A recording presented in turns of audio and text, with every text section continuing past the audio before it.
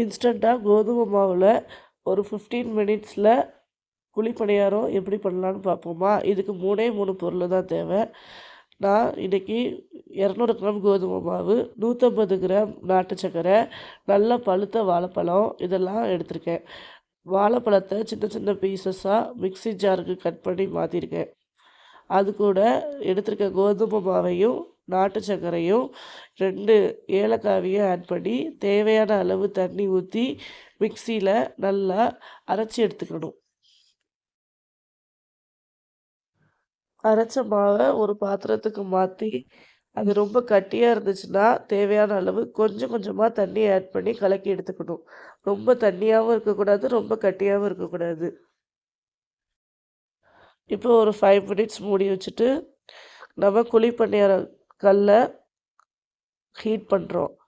Heat பண்ணிவிட்டு கொஞ்சம் கொஞ்சம் நெய் ஆட் பண்ணி நம்ம ரெடி பண்ண மிக்ஸை அதில் வந்து ஒரு அரை கரண்டி ஒரு கரண்டி நமக்கு எந்த சைஸில் தேவையோ அந்த சைஸில் ஊற்றிக்கணும்.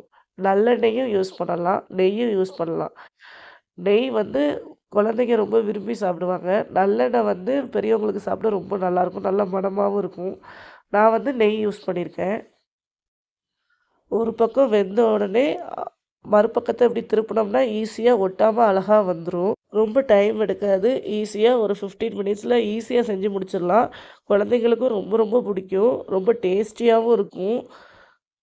நீங்கள் செஞ்சு பார்த்துட்டு எப்படி இருக்குன்னு சொல்லுங்கள்.